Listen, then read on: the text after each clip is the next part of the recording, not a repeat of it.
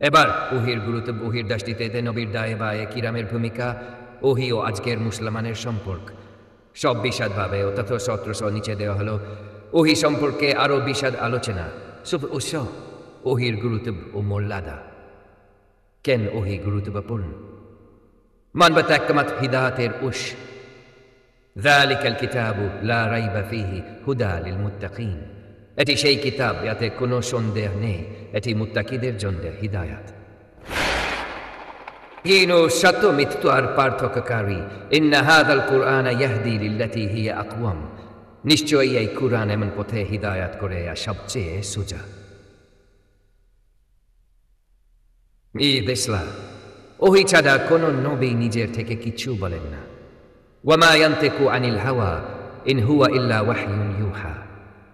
তিনি নিজের মন গড়া কিছু বলেন না, এটা তো ওহি তার প্রতি প্রত্যাদেশ করা হয়। নবীদের উপর ওহি আসার পর তাদের দায়িত্ব কি ছিল? ইয়া আইয়ুহার রাসূল বাল্লিগ মা উনজিলা ইলাইকা মিন রাব্বিক। হে রাসূল, আপনার প্রভুর পক্ষ থেকে নাজিল হয়েছে তা পৌঁছে দিন। দায়িত্ব বাবশামু তাবলীগ, বালিম শিক্ষাদান, তাকিম এবং বিচার, তাফসীল, আয়াত ব্যাখ্যা হল। সাহাবায়ে কিরামের ভূমিকা ওহি সংরক্ষণ ও প্রচার। জায়েদ ইবন সাবিত ওহি লিখতেন, পরে কুরআন সংকলনকারী প্রধান ছিলেন। হুদা কুরআনের মুশাফ বিতরণ করেন, অন্যতম প্রধানকারী ও মুখস্থকারী। আলী কুরআনের গভীর ব্যাখ্যাকারী। সহিহ মুসলিম হাদিস শেষ, ইতিহাদি কিতাবুস সালাহ হু সালাহ। কুরআন পাঠে সাহাবীদের প্রতিযোগিতা ছিল।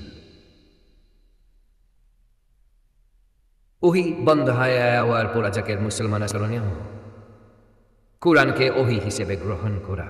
কুরআন সর্বশেষ ওহি, আমাদের জন্য পূর্ণাঙ্গ জীবন বিধান, প্রতিদিন পড়া, বোঝা ও আমল করা ফরজ। হাদিসকে ব্যাখ্যা হিসেবে উতীতুল কিতাব ওয়া মিথলাহু মাআহু, আমাকে কিতাব দেওয়া হয়েছে এবং তার সমপরিমাণ আরেকটি জান হাদিস দেওয়া হয়েছে। বিদআত ও মন গড়া মতবাদ থেকে দূরে থাকা। আল্লাহর ওহির বাইরে কোনো মত গ্রহণ করা যাবে না। আল্লাহর দ্বীন সম্পূর্ণ হয়ে গেছে, নতুন কিছু যুক্ত করা হারাম। ওহি ও ইলহামের পার্থক্য বিষয়। ওহি ইলহাম বিশাপক, শুধুমাত্র নবী, সাধারণ মুমিন, আউলিয়া। সত্যতা 0% ভুল হওয়ার সম্ভাবনা, দায়ী জাতিকে পৌঁছানো ফরজ। ব্যক্তিগত অনুভব গ্রহণযোগ্যতা, দলিল হিসেবে গ্রহণযোগ্য, শরীয়ত নির্ধারণে আজ্ঞা। আপনি চাইলে আমি এগুলোর ভিত্তিতে